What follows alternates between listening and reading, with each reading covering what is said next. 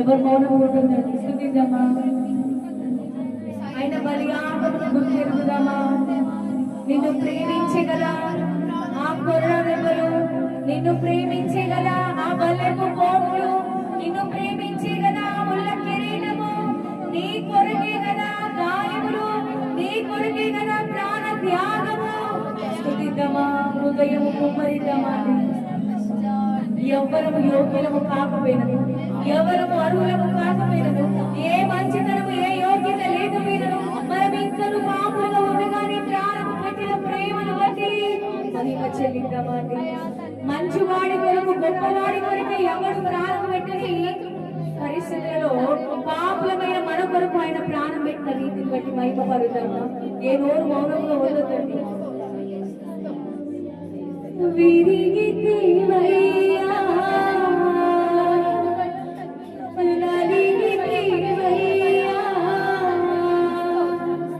కలువరిగిరిలో నా యేసయ్యా, విరిగితివయ్యా నలిగితివయ్యా కలువరిగిరిలో నా యేసయ్యా,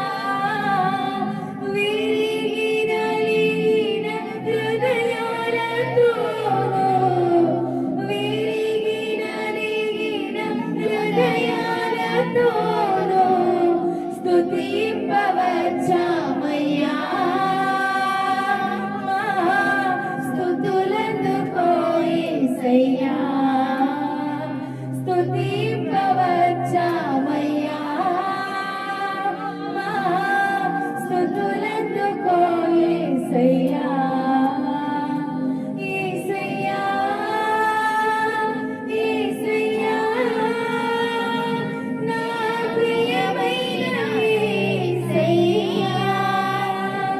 అవునయ్యా, నా కొరకు విరిగి నా కొరకు నలిగి ప్రభు నీ ప్రాణము పెట్టిన ప్రేమను బట్టి నేను స్తుతించవచ్చామయ్యా. మా జీవిత కాలం అంతయు నేను స్తుతిస్తామయ్యా. నీవు తప్పితే ఇంకొక మార్గము లేదు కదా ప్రభు. ఈ లోకమంతయు నీ బలియాగమును గుర్తి ఎరిగేటువంటి కృప అనుగ్రహించండియా.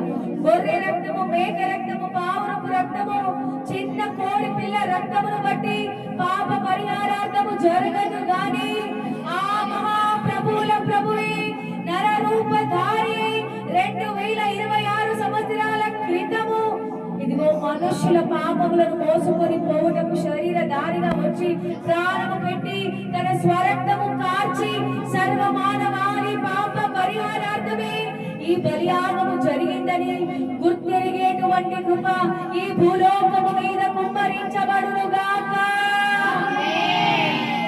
Thank you Jesus. పరిశుద్ధుడా మీకు వందనాలు.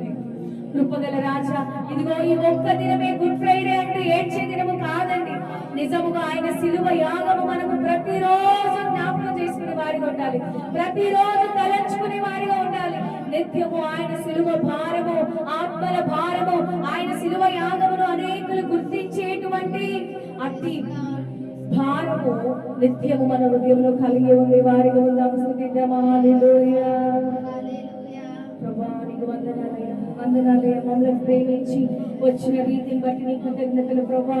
కనికర పూర్ణుడా, కృపా సత్య సంపూర్ణుడా, నోరు తెరవని ప్రేమయ్య అనేది, బదులు పలకని ప్రేమయ్య అనేది, సర్వశక్తివంతులమై ఉండి సర్వోన్నతులమై ఉండి నీచులమైన మా కొరకు నీవు చేసిన ఘనమైన త్యాగం బట్టి నీకు వందనాలు ప్రభువా. ప్రభువా నీకు స్తోత్రములయ్యా, స్తోత్రములయ్యా, స్తోత్రములయ్యా. స్తుతిద్దామండి, హృదయములను కుమ్మరిస్తూ స్తుతిద్దాము, మహిమపడతాము. చిన్నపిల్లలందరూ కళ్ళు మూసుకొని 2 చేతులు పైకెత్తాలి, స్తుతించాలి, ఆరాధించాలి. ఆయన సిలువను జ్ఞాపకం చేసుకోవాలి. చిన్న దెబ్బ దాటితే ప్రాణము విలవిల ఆడిపోతే మన శరీరానికి అటువంటిది అన్ని కొరడా దెబ్బలు, బల్లెపు కోట్లు, అటువంటిది ఆయన మన కొరకు తూలనాడినారండి, ఆయనని గేలి చేసినారండి, ఆయనని అపాసించినారండి. ఇప్పటికీ మనుషులు పలుకుతూ ఉన్నారు, 3 మేకులు వీక్కోలేదని దేవుడు ఎట్లా అవుతాడని. ఆయన శక్తిహీనుడై కాదు గాని ఆయన వచ్చినదే నీ కొరకు, తనను తాను అప్పగించుకుంటాడు. కాబట్టి ఆ ప్రేమ, నీ మీద ఉన్న ప్రేమ, ఆ మాటలు మాట్లాడుతున్న వారి మీద ఉన్న ప్రేమ ఆయనకు నోరు తెరవకుండా చేసిందండి. ప్రభువానికి వందనాలు ప్రభు. తండ్రి నీకు స్తోత్రాలే. ఏ యోగ్యత లేదు కదయ్యా మాకు, ఏ మంచితనము లేదు కదయ్యా, పాపులం కదయ్యా మేము, మలినమైన తలంపులయ్యా, దుర్మార్గతయ్యా మా హృదయము నిండా, పాపానికి భయపడమయ్యా మేము. అటువంటి వారమయ్యా, మా కొరకాయలు ప్రాణము వెళ్ళింది. ఏమిచ్చి నీ రుణము తీర్చుకోగలము ప్రభా?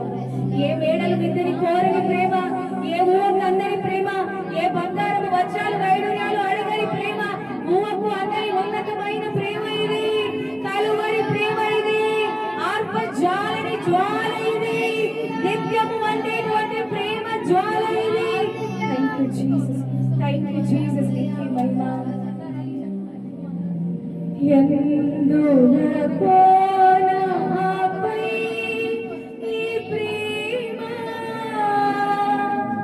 అందదయ్యా స్వామి నా మదికి, ఎందులకో నాపై నీ ప్రేమ అందదయ్యా స్వామి నా మదికి, అందులకి భయముందితిని, అందులకి భయముందితిని. పరమ భాసిల్లేను సిలువలో పాపక్షేమా, యేసు ప్రభుని దివ్యక్షేమా, భాసిల్లేను సిలువలో పాపక్షేమా. నీ మరణపు వీరారుడు కాదు, నామది నీవే నరలో మునిగే. నీ మరణపు వీరారుడు కాదు, నామది నీవే నరలో మునిగే. కలుషహరా కరుణించితివే, కలుషహరా కరుణించితివే. చేతులపైకి చెప్దామా? ప్రభువా, ఎంత మాత్రము కొరగాని గడ్డి పూల వంటి మా కొరకు ఎంత గొప్ప బలియాగము చేసి మా ఆత్మలను రక్షించి ప్రభువా మమ్మలను నీ నిత్య జీవము పరలోక రాజ్యపు వారసులుగా మార్చుటకు నీవు చేసిన ఇట్టి త్యాగమును బట్టి సమస్త మహిమ ఘనత ప్రభావములు మీకే ఆపాదిస్తూ ప్రభు నీకే మహిమ చెల్లిస్తూ, పాపం చేస్తా ఎద్దుని బలిస్తా, పాపం చేస్తా ఎద్దుని బలిస్తా, పాపం చేస్తా ఎద్దుని బలిస్తా. ఏమైంది? భయం లేకుండా కదా. భయం ఉన్నదా? పాపం చేస్తే ఏమైతుందో లేదు. ఎద్దులునే కదా, మేము వధిస్తాము, రక్తము మేకని కోస్తాము, శాంతి పరుస్తాము. దేవుడేమన్నాడు? చల్, నీకేమన్నా లైసెన్స్ ఇచ్చిందా నేను పాపం చేయడానికి? అన్యులు కూడా అంటారు, మీ యేసుక్రీస్తు మీరు ఎంతైనా పాపం చెయ్యి నేను భరించినా కదా అంటాడు, నీకు లైసెన్స్ ఇచ్చిండంట. అట్లా ఇచ్చిండ దేవుడు? ఎక్కడ అట్లా చెప్పిండా? తీర్పు ఉంటది, నీ క్రియల ఫలితము నువ్వు అనుభవిస్తావు అని అన్నాడు దేవుడు. ఆయనే చేస్తాడు, అనుభవించే లావు కూడా అనుమతిస్తాడు, ఆయన అప్పగిస్తాడు. ఏం చెప్పిండు దేవుడు? నువ్వు పాపం చేసి ఏదో ఒక రక్తం తెచ్చి నువ్వు ప్రోక్షించగానే నీకు పాప పరిహారార్థం జరగదు, కానీ ఇక నిన్ను క్షమించి నేనే వచ్చి మనిషి చేసిన పాపం కొరకై మనిషి రక్తముని ప్రోక్షించి ఏం చేసిండు? పాప క్షమాపణ ప్రాయశ్చిత్తం చేసిండు ఆయన. మనం ఏం చేస్తాము? పరిశుద్ధ రక్తం తీసుకొచ్చి స్ప్రింకిల్ చేస్తాము. ఏం పరిశుద్ధ రక్తం అనుకున్నాం మనము? జంతువుల రక్తము పరిశుద్ధ రక్తం అనుకున్నాము. ఏదో జలం తీసుకొచ్చి స్ప్రింకిల్ చేస్తాం, ఇట్లా చల్లంగానే అవి శుద్ధి అయింది. ఎట్లయితుంది అది శుద్ధి? ఎట్లయితుంది? నువ్వేమో తప్పులు చేస్తావు, జంతువులనేమో బలిస్తావా? అసలైతే నిన్ను బలియాలి, కానీ నా కొడుకు నా కూతురు, నా కుమార్తె, నా కుమారుడు, నా ప్రియులు, నేను నిన్ను నా చేతులలో చెక్కుకున్నాని అత్యధిక ప్రేమ చేత ఆయన అద్వితీయ కుమారుడైన క్రీస్తును పంపి నువ్వు నేను భరించాల్సిన శాపదోషం అంతా సిలువలో భరించిండు. 3 మేకులు పీక్కోలేక ఆయన అక్కడ లేడు. మరణాన్ని ఎప్పుడు గెలిచిండు దేవుడు? ఆయన చనిపోయి పునరుద్ధానమైన తర్వాత మరణాన్ని గెలవలే. లాజర్ని లేపినప్పుడే మరణాన్ని గెలిచిండు ఆయన. హల్లెలూయా. శతాధిపతి కుమార్తె బ్రతుకుతుంది కదా, అప్పుడే మరణాన్ని గెలిచిండు ఆయన. ఇప్పుడు కాదు, పునరుద్ధానం అప్పుడు కాదు, అప్పుడే మరణం నుంచి లేపిండు. మరణాన్ని గెలిచిన వ్యక్తికి 3 మేకులు ఎంత అండి? మూర్ఖులు కాకపోతే వీళ్ళు కామెంట్ చేసేవాళ్ళు. ఆయన ఎటువంటి కార్యాలు చేసేవాడు? ఆయన చేసిన కార్యాలకు ఎవిడెన్స్ ఉన్నాయి, చరిత్ర చెప్తాంది ఆయన చేసిన కార్యాలు. ఎప్పటికి కూడా క్రీస్తు నామమున మనకేం సాక్ష్యం ఉన్నది? నా యందు విశ్వసించువాడు నాకంటే బలమైన కార్యములు చేస్తాడని వాగ్దానం ఇచ్చిండ. స్వతంత్రించుకొని లోపడ్డ వాళ్ళు అట్లాంటి కార్యాలు ఆయన ప్రణాళిక ఉన్న వారు చేస్తున్నారా? మరి ఇంకా కూడా ఏమంటారు? 3 మేకులు వీక్కోలే అంటారు. నువ్వు ఎంత పెద్ద మూర్ఖుడు అయితే ఆ మాట అంటావు? ఎంత పెద్ద మూర్ఖుడు అయితే ఆ మాట అంటావు? అయ్యా 3 మేకులు పీక్కోలేక కాదయ్యా బాబు, ఆయన వచ్చిందే అదేంటిది? ఎద్దు రక్తము, మేక రక్తము, పక్షి రక్తము, ఈ రక్తం ఆ రక్తం కాదయ్యా. నీకు పాప పరిహారార్థం జరుగుతలేదు. నేను వచ్చి ఏం చేస్తా? నీకు ఒక డైరెక్ట్ ఎంట్రీ, నువ్వు దేవుడి దగ్గరికి వెళ్ళాలి అని అంటే, నీకు ఆ పరలోక ప్రవేశం దొరకాలి అంటే నా రక్తము, పరిశుద్ధ రక్తం, నిష్కల్మషమైన రక్తం తప్పితే ఇంకా ఏ రక్తము కూడా నిన్ను నిత్య జీవాన్ని నీకు ఇవ్వదు, పరలోక రాజ్యాన్ని నీకు ఇవ్వదు అని ఆయనే శరీరధారిగా వచ్చి ఏం చేసిండు? మనలందరికీ ప్రాయశ్చిత్తం మన వైపు నుంచి ఆయన చేసి ఉన్నాడండి. హల్లెలూయా. నా తెలియదు మీరు చెప్పాలి. మన టాపిక్ ఏంటి ఈరోజు? రుధిరం. రుధిరం. ఎవరి రుధిరం ఇది? లోక రక్షకుడైన యేసుక్రీస్తు రుధిరం ఇది. ఆయన రక్తం ఇది. రుధిరం అంటే రక్తమేనా? ఆయన రక్తము కార్చింది యావత్ ప్రపంచానికి తెలుసు. మరి ఏం వచ్చింది మనకు ఆ రక్తం నుంచి? ఒకటి వెరీ గుడ్. ఒకటి పాప క్షమాపణ. పరిశుద్ధుడైన క్రీస్తు మనందరి పాపాలను క్షమించి ఆయన రక్తం కార్చిండు. 2 విమోచన. రెండేంటిది? విమోచన, రెడెంప్షన్, విడుదల, డెలివరెన్స్. ఏ పాపపు కట్లు ఉండొద్దు, ఏ బంధకపు కట్లు ఉండొద్దు, ఏ ఆచారం నేను బంధించి ఉంచొద్దు. రక్షించబడి కూడా ఇంకా బంధకంలో ఉంటే నువ్వు స్వతంత్రించుకోవాలి. ఆల్రెడీ ఆయన రిడీమర్. ఎవరైనా ఆయన విమోచకుడు. హల్లెలూయా. 1 పాప క్షమాపణ, 2 విమోచన, 3 విడుదల, రక్షణ, విమోచన.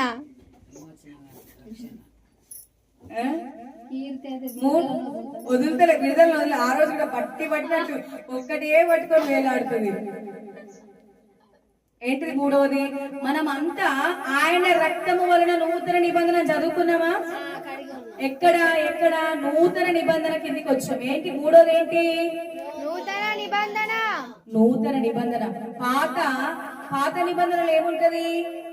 ఆచారం ఉంటది, బలులర్పణలు ఉంటాయి, జంతు బలి, జంతు రక్తం అడపడము, ప్రోక్షించడము, ఈ ధూపము ఆ ధూపము, ఇది అది ఉంటే అట్టి ఆచారం వద్దు అని ఆ నిబంధన కాదు. నేనే నీ కొరకు వచ్చి రక్తం కార్చుతా, ఇదే కొత్త నిబంధన. మనం అంతా నూతన నిబంధన కింద ఉన్న ప్రజలం కదా. యేసు రక్తము ద్వారా ఏమొచ్చింది? నూతన నిబంధన వచ్చింది మనకి. నూతన నిబంధనలో ఏంటి? ఓల్డ్ స్కిన్ లేదు, ఓల్డ్ వైన్ లేదు, న్యూ వైన్, న్యూ స్కిన్. హల్లెలూయా. పాత రోత స్వభావం లేదు, ఆదాము స్వభావం లేదు, కార్నాలిటీ ఉండొద్దు. నూతన నిబంధన కింద ఏముంటది? ఆత్మ సంబంధమైన భక్తి, పరిశుద్ధాత్మ చేత నింపబడిన వారంగా మనం ఉంటాము నూతన నిబంధనలు. హల్లెలూయా. నూతన నిబంధన కింద ఉన్న ప్రజలం అంటే ఇంకేమేం చేయొద్దని చెప్పుకున్నాం ఇందాక. మనము ఏమేం చేయొద్దు? పాత నిబంధనలు ఆచారాలలో ఏమేమి వస్తాయి? క్రైస్తవులుగా ఉంటే ఏం చేస్తాను? వారాలు తిథులు చూసుకుంటారా? తద్దినాలు పెడుతున్నారా? చచ్చిపోయిన వాళ్ళకి వండి పెడుతున్నారా? కాకి ముట్టడాలు జరుగుతున్నాయా? పెళ్లికి డేట్లు, వారాలు, గడియలు చూసుకుంటూ జరుగుతున్నాయా?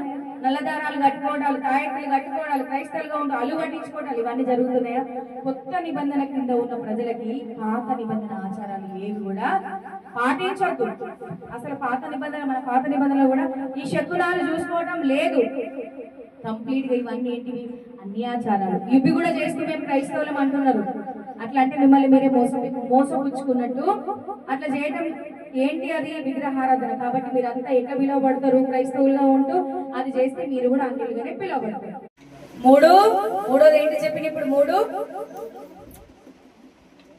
ఏంటిది? 3 మిమ్మల్ని చెప్పకపోతే 3 ఏంటి? నూతన నిబంధన కిందకు వచ్చిన ఆయన రక్తం ద్వారా మనం. 4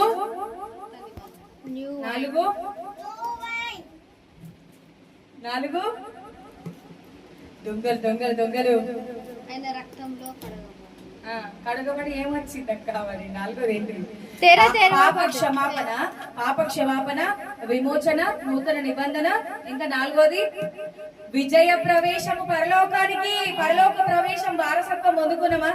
బర్త్ కన్ఫర్మ్ అయింది, టికెట్ దొరికిందని చెప్పినా? ఏమొచ్చింది మీకు? 4 ఆయన రక్తం ద్వారా ఏమొచ్చింది?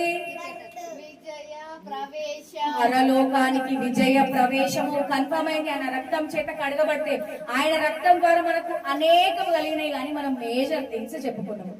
అర్థమైందా? ఆయన వట్టిగానే రక్తం గార్చలే.